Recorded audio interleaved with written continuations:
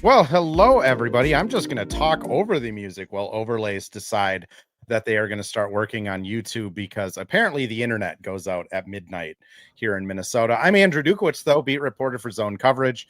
And today we have Cassidy. Cassidy, I've decided you're a one-name person now in the Lynx community. You've been churning out like daily Lynx content for the Star Tribune. How's it going, though? It's been good since I saw you like 30 minutes ago. It's late. I have a 7 a.m. flight tomorrow. So all great. Oh, sorry, today. I have a 7 a.m. flight today. Yes, so that's how I'm doing. See, Abby agrees. You're definitely a one name. People know who Cassidy is now in the Lynx community, which is like the best. That's the best thing, right? I don't have a 7 a.m. flight, but I also have to get up tomorrow. So I promised Cassidy that we would be focused today. I did not take anything to help with my ADHD, so this is going to be a struggle. But Lynx did play a basketball game yesterday. I guess it's officially yesterday they played 96-81 win over the Atlanta Dream. I just wanted to start off.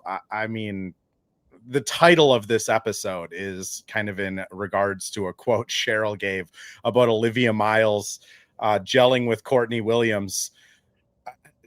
We haven't seen Napheesa Collier play basketball with this team yet. They are tied for the best record in the league. I mean, how wild is it? I mean, it's one of those things where, like, I don't know. I think when we did one of these preview pods with me and you and Terry and Elle, was it, I think maybe the four of us, and kind of we all went around and talked about our expectations of like where we think this team should be, before Fee comes back. And then, I don't even know if we had quite as much knowledge on sort of that timeline. I wasn't sure if early June had even kind of been said out loud then. But I think that you were probably on the more optimistic side of things, and you're being proven right. I think when you have, it's kind of what the team was saying, to an extent, during that preseason of like, when you have vets that are all-stars or, proven in this way, and a coaching staff that has proven that it can pull pieces together, repeatedly and gel into something productive and able to win games, like, and then you combine that with Olivia Miles, who, obviously the team believed in a lot as like a future piece of the franchise, but her fit has been even faster than, at least externally. I think a lot of people thought, the team, like, I'm sure they had those high hopes, but yeah, I mean, it's it's when you have 4 or 5 starters scoring in double figures consistently, like that's quite impressive. Yes, Andrew Golden Retriever Dukowitz was an optimist. I believe I made a hopium joke on that. I related it to helium. The times we're in right now are wild. Abby, just getting your comments here. Andrew, I bet you enjoyed how many replays. Not at all. Poor Terry Horseman, who has to sit next to me at these games as I sigh so loudly that the officials might be able to hear me on the court every time there's a replay. There was 4 challenges and a flagrant replay, and I just can't do it. Cassidy, you're younger than me. What's your opinion on replays in sports? Because I am a pure abolish it. Sports were better before we had to look at it. Oh, I'm not anti-replay. Maybe it's coming from the space of someone that has to write like a game story, and I'm like, oh, sweet, a replay, like that gives me more time to write. So that's like my personal biased opinion. All I could think during this game was that I'm glad it was a like 26 personal foul game and not a 50 personal foul game. Could you imagine if it had been those replays and then also 50 personal fouls? But they did a pretty good job defending without fouling on both sides. So appreciated. Yeah. Officials let him play too. Like there's a couple weird ones. Like Olivia had a couple of the like Shea Gilgeous-Alexander, like get the bump and then flail fouls, which pains my heart that that's already happening. You and But Terry are OKC. I just like stop it. Stop doing that stuff. Like play through the contact tries. Anyways, but like the officials were good tonight. I didn't have any qualms with them. I did think like some of the, maybe you could get a tech or something like that, give a tech out or something like that. Like Liv was getting pretty on the officials. I think Angel had a couple really into the officials' face moments as well. Like, I don't know, maybe one of those would have been warranted. Todd mentions Lynx are not tied with anyone for first. You are correct, sir. Lynx are 5-2. Aces, Valkyries, Fever, and Dream are all 4-2. So you are correct. They have a half game lead for the best record in the W without Napheesa Collier, which is just wild. Nate Pence, presenting sponsor of the Hitting Hardwood Network, Nate Pence, staying up late with us tonight. I also was hoping for a 500 record when Fee comes back. Maybe if you're lucky, you get one or two over that, and it's a wild success. But again, like looking at what's coming up for the Lynx, I mean, if Fee's comes back, like let's say Fee comes back Tuesday the 9th against the Wings, they're going to play a Sky team that hasn't been great, a Mercury team that might be bad, a Storms team that is bad, and a pretty hot Valkyries team. I mean, I think it's realistic to expect them to go 3-1 just from what we've seen, which that would mean Fee hypothetically could be coming back to an 8-3 basketball team. That's wild, right? Like it's wild. Yeah, that's it's a position that I think is, even just from like, the standpoint of not feeling like they have to rush them back, and they can be really confident that they're good to, I say they as Fee, and also I'm lumping Dorka into this boat, but they don't feel like they necessarily, obviously I'm sure they want to play, but that they don't feel like they have to. There's no sinking ship that they have to come in and rescue. And, knowing that the players and the personnel they have, like, I don't think that sinking ship is ever the, way that they would describe themselves, ahead of the season or envision themselves ever in that position. But, I think I remember when that initial re-signing press conference, I think maybe it was Courtney who, someone asked, like, where do you guys picture yourselves? And she said, on top. And am I lagging? Did I lag for a second? I might have lagged. Just keep powering through. Okay, just keep powering through. But and that's they've backed it up. Yeah, I mean, absolutely backed it up.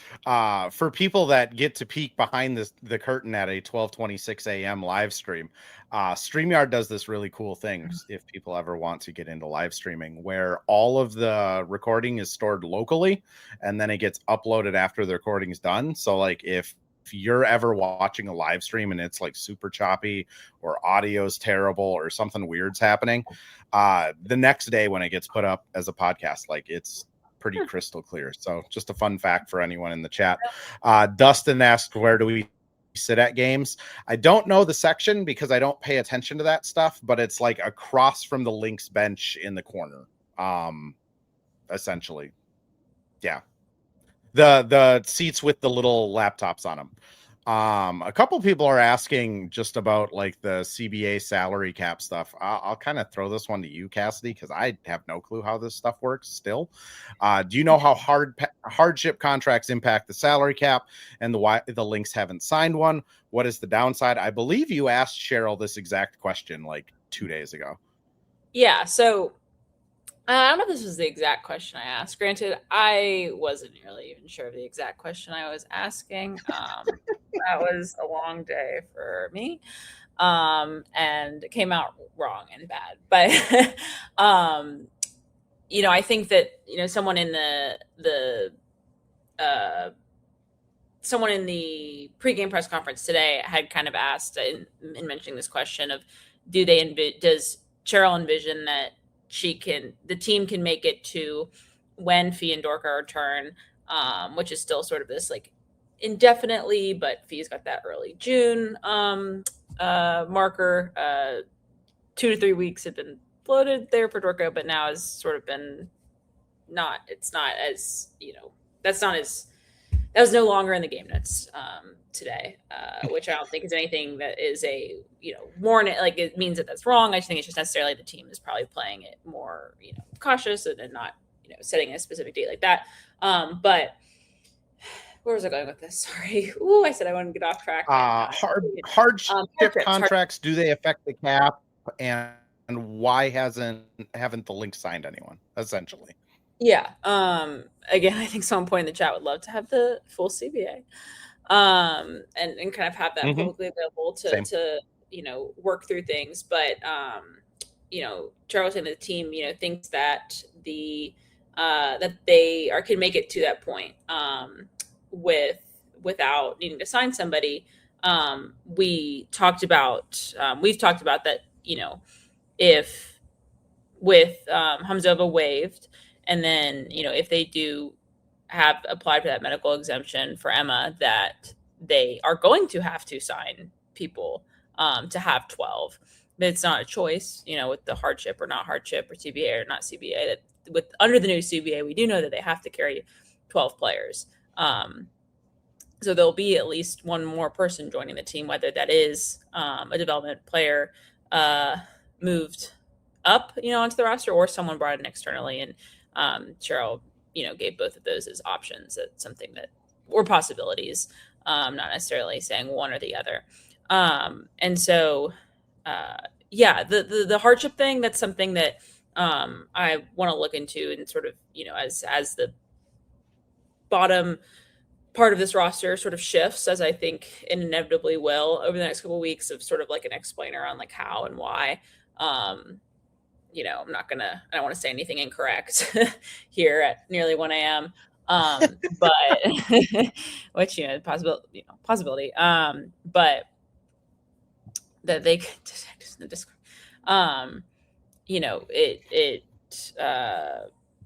Lynx Discord is like Hall of Fame detectives, by the way. Like, they saw Hoff sitting behind the bench like 3 days before Hoff got signed. Yeah. Like, you guys you're more in the loop than I am most of the time, I swear. I believe Cheryl, when Emma first got injured, said that hardship contracts do count against the cap.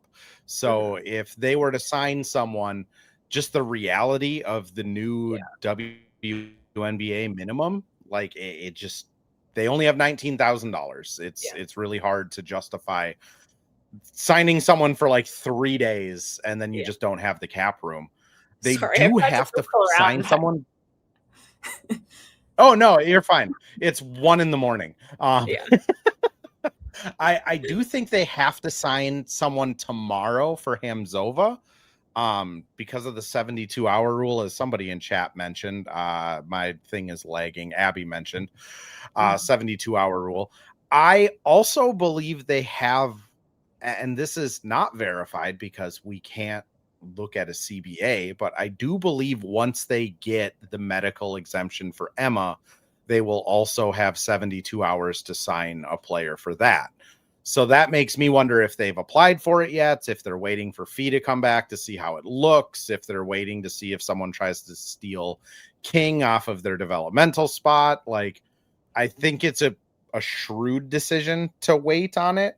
However, tonight, before garbage time, the Lynx bench had logged 28 minutes together and shot 3 times and scored 3 points. And that is a massive issue, which I know you had touched on it with Cheryl after the last home game. But it is just kind of tough to see. I guess I'll frame it this way, of just like, when Fee and Dorka comes back, this bench is great, right? You'll have Maya Caldwell, you'll have Nia Coffey, you'll have Dorka coming off the bench. And then as Katie says, you're probably looking at like a point guard just to shore up the bench rotation. But right now it's the biggest issue with this team, right? Yeah. I mean, the starting 5 have proven that, not only are they individually, strong players that can either score or, if they're not, impact the game in other ways, and then play well together. Yeah, I mean, just the minutes that it's court. So like, yeah, like someone I think mentioned that, Courtney is playing a ton of minutes because she's playing the 2 when it's the starting group, and then Liv comes off, and then Courtney gets to play the 1. And Cheryl mentioned that, it's good to kind of have that fresh in her mind, and to tap back into that mentality as sort of the backup point guard. But when your backup point guard is your starting shooting guard, it is, like you want to get these players some rest, and think about the long-term picture of the season. And I think that we talked a little bit after that game that McBride played 39 plus minutes, 39 minutes 56 seconds, that they want to, they're aware of that. And that is going to be a challenge. So I think it'll probably be a 2-part solution if they're able to solve it, which is whatever move comes with this. If they, feel like there is either a, somebody out there that can alleviate some of the, even if it's just minutes, it's like you mentioned the shots, like the 3 shots, it's not just the 3 points, but also like, going out and just kind of being on the floor and being able to, get the ball to players that they know can score. And then I think the second part, like you said, will be those injuries returning, and that's not necessarily something that can be accelerated or configured by signing someone. And that's kind of the conundrum they're in, right? Like, they obviously need size right now. Hoff has not looked particularly great in her minutes as a developmental spot, but also, like, you don't want to burn all of her developmental games up in the first 12 games of the season. King is 6 foot, maybe, if we're being generous, and Olakosu is a small forward turned power forward playing center, which is not ideal. And like, they desperately need big help right now, but the 2 players that are going to return, he's going to play like 35 minutes a game when she's fully good to go. And if Tasha's playing 30, like, Dorka is going to eat up all of the other big minutes. So it's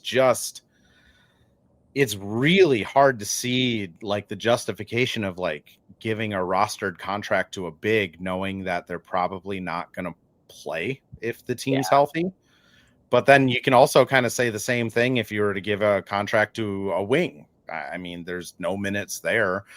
Court and Liv, I think, could use some help as a backup point guard. I am personally on the bring Olivia Pupa back. She was wronged by not getting a contract last season and should be back here. But it's just a really difficult space to navigate for them right now, which, again, it's important to remind people they're 5-2, and their biggest issue is what's the bench look like for the next 2 weeks. I did kind of want to just talk about Liv, another phenomenal game. Just what are your thoughts just on how Liv played tonight? Yeah, I mean, I think, what was it, that they were up 11-2, Van Liv. Yeah. They were up 11-2, and hits that layup and gets a little bicep flex into the timeout, and I was like, oh, okay. And I think that after the game, Howard was funny, kind of talking about them wanting her to be herself, and that like that's a confident player, and someone that knows what she's capable of, and that's that's when things are going well, right? I'm sure is when stuff like that's happening. But no, I mean, just I think Cheryl mentioned it, of sort of like she was especially impressed by her floor game and her floor control. I know that something that we've kind of talked about just is generally of where she's shooting from and this and that, and just her ability to get to the rim in ways I'm like, there's no way that driving layup is like going to get anywhere near the basket. And nope, just cut on the baseline. Reverse layups, just it's pretty remarkable. And I think I need to like make a Mad Lib sort of like Olivia Miles is the first or X number player to put up blank points, blank assists, blank rebounds in blank games since, and then you can like check off a box of a couple players that's either like Super, Candace Parker, all these players, nobody. And so it just feels like that every game there's some combination of that. I think we said this after this one of the Chicago games where it's sort of like if that wasn't a good game, like the ceiling's pretty high. It was still a fun game, That's the crazy thing is I remember Chris Finch talking about it with Rob Dillingham. That experiment did not go well, but he's pretty honest about like when you have a young point guard, you expect one good game, one not good game, and one terrible game out of every three, and you kind of live with that of like it's one game where they look good, another game where it's like that wasn't great, and then one game where it's like a mitigated disaster. And Liv really hasn't had an unmitigated disaster game. I would kind of give her 5 good games and 2 kind of like the first game against Chicago, I think was kind of that looked weird. And then honestly, like the last game against Chicago, she kind of had one of those games where I was like, that wasn't great. But the fact that she's played 7 WNBA games and she looks in complete control of a Cheryl Reeve offense, which is again, the like adjectives I keep going back to are just like, it's kind of insane. And it's pretty wild that we're sitting in this position. I do want to throw us over to our ad read here quick. When we come back, I don't know. We can talk a little bit more about Cheryl Reeve because the like coach of the year case for her is going to be insane this year too.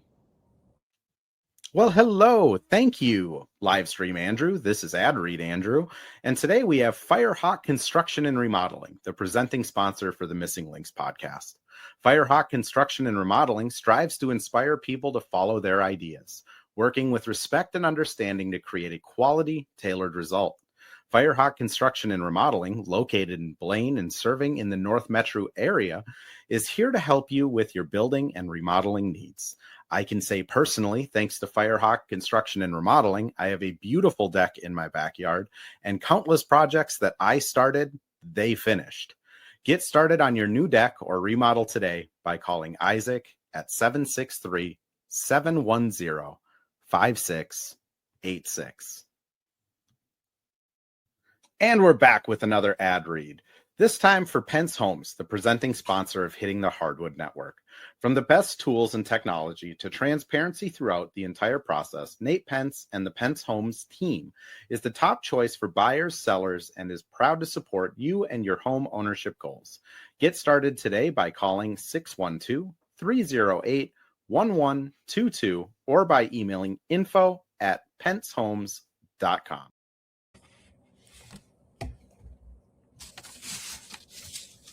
Oh no, I can't hear you. Is that me? Is that you? Who? What? Oh, I can hear you now. Now okay. I'm here. It's crazy to think that we are up late enough for the WNBA stats page to upload. So like this is some stats that I always like looking at just as a whole. The Lynx right now are 3rd in true shooting behind only the Liberty and the Sparks, which true shooting, right? They are 3rd in net rating behind the Fever and Valkyries, 3rd in defense, and 6th in offense. I mean, again, without Napheesa Collier. Are they still behind the Dream in defense? Yes, the Dream, and let me pull it back up here on the old cellular device. No, the Dream have fallen to 4th. They are behind the Fever and the Velks. Okay. Which they're not far behind the Fever. They are 0.01 behind the Fever, and they have a little bit of ways to catch the Velks at a 98.7. But like, again, this is a team that's going to be getting the 2024 Defensive Player of the Year back, and a player that has finished on the all defensive first team each of the last 2 years. I wanted to just spend a little bit of time talking about Cheryl because I wrote last year towards the end of the season of just like, this is Cheryl's like magnum opus, right? Like she returned all of her players healthy. And if you just compare the Lynx last season to its peers in the 2025 season, like that Lynx team is going to go down as maybe one of the best 3 regular season teams in the history of the WNBA. I don't know. Yeah. This is starting to look like this might be Cheryl's new magnum opus of, remember that team? We returned only 4 of them. One of them isn't playing. And we have 9 new players on the team to start the season. And they are, I mean, it doesn't look like they've dropped off a ton on defense and offense. Like, I expect that to come around at some point.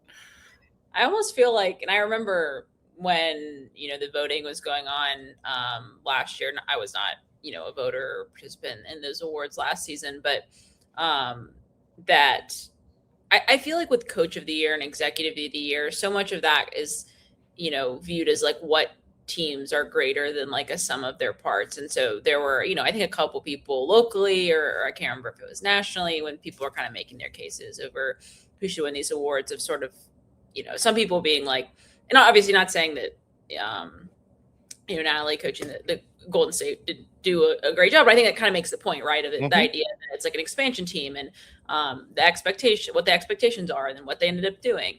And that kind of changes, when you look at a team like the Lynx, where it's like you're breaking all these records and you're putting up historical numbers. That expectations of like, oh, well, you did that last year, or you returned all the same players or whatever. And then you look at 2024 when, Cheryl was getting nods for some of those awards. It kind of goes back to that other same pattern of like, there is so much uncertainty. I mean, you've been looking at in the NBA with the Celtics, like in Coach of the Year, it's like that, there's some adversity they have to overcome. Not saying that one makes it, one is less impressive than the other. I mean, I think you make the point even last year with the Lynx. I mean, I'll say it.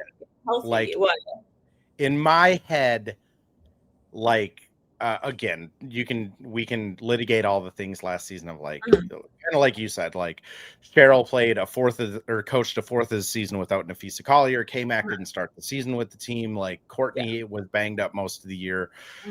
Dejanay mid-season acquisition. Like, I feel like if you are the best team by a lot, that's the Coach of the Year. Like, you just don't get to that. Like, if Vegas wins the regular season this year by 10 games, Becky Hammon should be the Coach of the Year. Like, that's I'm not disagreeing with you. I'm just echoing. But no, I do. I bring that up because I do feel like a lot of times the award is given to the most surprising coach, whether that's Golden State and Nikasi, who does a lovely job being like an expansion team making the playoffs, whether that's Atlanta last year and Carl being able to bring that team to, I think they were the 3 seed. I feel like it doesn't necessarily go to the best coach every year. It just goes to like who outdid expectations the most. And honestly, like if it went to the best coach, Cheryl would probably have like 5 of those things by now. But this year they kind of have everything for them. She's got almost how many? I think she's at 3 right now. Okay. But like this year she has both. Like it's this team was, we talk about power rankings all the time of what do you rank the Lynx knowing that at the end of the season they might be the second best team in the league. Like a lot of teams were having that. Oh, she has 4. She has 4. So she won it her first season. And then she must have won 2 in the dynasty years. And then 16, 2024. 2011, 2016, 2020, and 2024. You'd think I'd remember this because I've written about her winning Coach of the Year like 3 times in the last. Anyways. But I moral of the story that I'm kind of setting up is just like she has the narrative this year, right? Mm-hmm. Yeah. It feels very 2024-esque in that way, and they obviously in that year didn't have the same the challenge of the injuries and navigating that with Fee. So I mean it's so early in the season, but there's so many things that happen. But like I think someone pointed out in the chat where it's sort of like that when you look at the power rankings and stuff, not I think that they were pretty middle of the pack. I would seems like maybe some people remembered, Portland, maybe remembered 2024. They didn't want to put them at 9 or 10. Instead it's, 6 or something like that. But Yeah, it's the other thing that's just been, and we'll close with this one, is just like, it's been really interesting to see how the WNBA with the new salary structures have kind of been, because it does feel like every team in the league is like one injury away from a meltdown. And the Lynx have kind of already battled through that in a way. So it's going to be interesting for me, at least, to see the rest of this season of just like, what do teams do when that injury happens? Like, New York has been banged up. They're underperforming. We'll say it politely. Like, what happens when Stewie misses 3 weeks? Like, is it just a 5-alarm fire? Like, Vegas has been really good this season, but what happens when one of their mainstays goes out in the roster? It just seems like every team is really a little pardon? bit. Like Kelsey Plum, she's got that ankle that, Yeah. so like that's kind of, I guess, our first instance of it's just going to be really been injuries already. I mean, a couple even in the Lynx games. I'm a Rukia, but like these sort of short term. Yeah. It's just like, how much will those derail seasons? And the Lynx have kind of already proven that they can withstand it, which I'm not rooting for anyone to get hurt, but it's just like, how does Atlanta hold up when Angel Reese misses a week and a half? Like, is it just they lose 4 straights, or are they going to have these kind of, players step up? Which, I guess, what are your thoughts on that? Like, do you feel like this season more teams are more predisposed to just these slumps because of injury? That's a good question. Sorry, I'm getting distracted by the comments. I finally realized how to put those up on my screen so I could read them. Maybe I shouldn't do that. I'm getting distracted, but it's an interesting question. I don't know if I've thought about that yet, of sort of how that might impact, the depth, not just like when everybody's healthy, but the sort of the coming and going that, naturally happens in a roster. I think that, you see teams like the Lynx. I mean, I think Cheryl talked a little bit about this during preseason of like just the different strategy of roster construction. And, I think that looking internationally and trying to find players that, we necessarily yet haven't seen, come in and really stake their claim and, a big chunk of minutes that they're playing. Emma, obviously that was like an unfortunate, I could imagine that if she was healthy, she would be, probably playing, being that 6th person off the bench like we had seen. But I think that, teams that are able to, I'm trying to think of like what team I feel like is really, at least early on, seems immune to that, where it's like, if somebody gets hurt, they're pretty deep. I mean, that's honestly what I was kind of struggling with too. Dallas, but honestly, that's in my mind is because they've been having to play some of their bench players a lot just in certain matchups that they've been in. So like the idea that if one person goes down, they've got a lot of players that are playing a lot of minutes. But I'll have to some thought on that. I would be curious. I'm down to continue discussing that, but I would have to review some rosters, kind of beyond the starting 5 and like 6, 7, 8 rotation.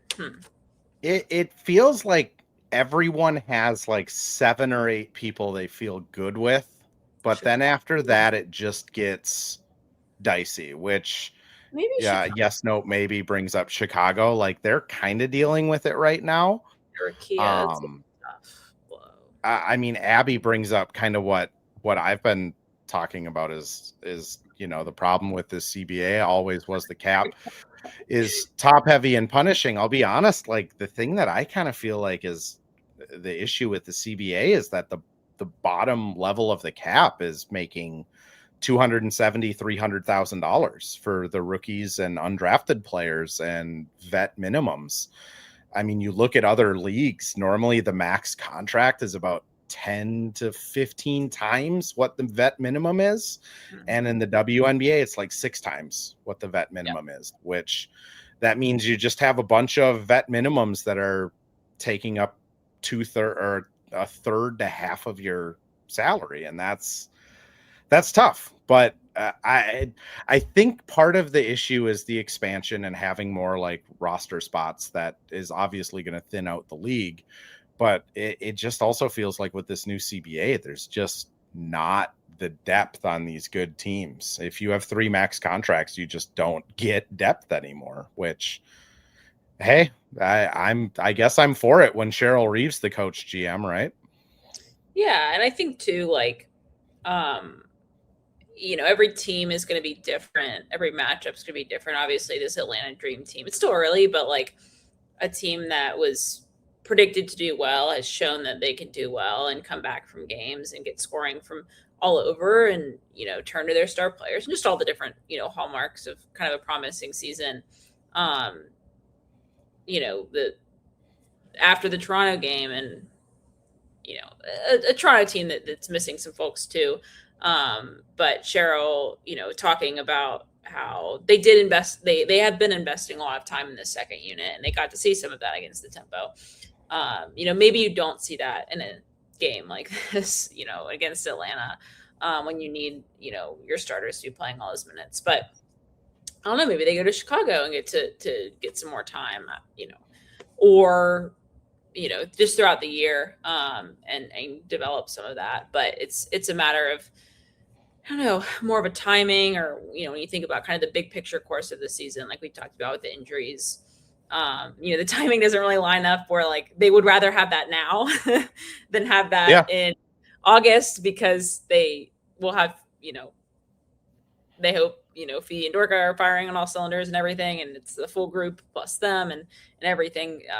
They won't necessarily need that depth where they do now, but the players that start the season are not the players that end the season in terms of just learning and growing within the system. So it'll be interesting to kind of see that evolution. I think that's probably the point that I think is going to be really apparent this season and maybe next season, is just like as teams figure out how to navigate the new cap reality and the new CBA, like how do they use those developmental spots? How do they use the last 2 spots on the roster? Is it basically like spots 10, 11 or 11, 12 and the 2 developmental spots? Are those basically just like free flowing spots where open tryout for the first 10 games of the season and we'll keep 2 of you and move on from the other 2? I mean, that kind of seems like that was the Lynx approach with like Aliska, Hoff and King, at least, of like, Leah 2 has been playing pretty well. Hoff we're still like hopeful with, but Aliska is just, they're just the physicality or whatever it was in the league just wasn't a good fit. So we'll let her go, bring somebody else in, try it out there. It's going to be fascinating. Like this CBA is just so, one, we haven't read it yet, so we don't know how weird it is, but it's just, there's not another one like it in any of the major sports. Like the vet minimum stuff, the contract stuff, the coring stuff, like it's just weird. Abby brings up, is there possibility of leaning more on non-guaranteed contracts? I have no clue. I know the WNBA has traditionally followed the NBA's suit where it's like guaranteed up until certain dates and all contracts are guaranteed. Essentially, there's some wiggle room in that, but like they've typically tried to take that side of it. I mean, it could be that there's room for non-guaranteed. I'll say like that it becomes such a headache to follow because like then you're like the NFL where salary caps don't matter and everything's made up. And yeah, it's going to be really interesting. I can't wait until a CBA is actually released so that we can get answers. But Cassidy, we hit 40 minutes. We're not going to hit an hour. Where can people find your stuff? What are you working on? Plug anything and everything. You can find my stuff at Minnesota Star Tribune, Star Tribune startribune.com/sports. I think I would know that. You can find me at Cassidy Hett, on all social media except Instagram. I'm Cassidy H Sports there. But yeah, no, sorry. We chatted. I don't know if I expected us to. We chatted some interesting things, but lots from that game. Not even necessarily that we touched on yet. Another great game for Tasha Howard, Courtney, Coffee, KMX defense. Sure, you gave a shout out there. But yeah, just another solid night for the starting crew. A professional basketball team. They're just professional basketball team in every sense of the word. For anyone that joined in late, this does get posted up in full on YouTube and X. It will also be over on Buzzer BZZR. That's a new kind of, think like the old Bleacher Report team feeds, but working better, I guess is the way I would describe it. Just a new social media thing that's sports only.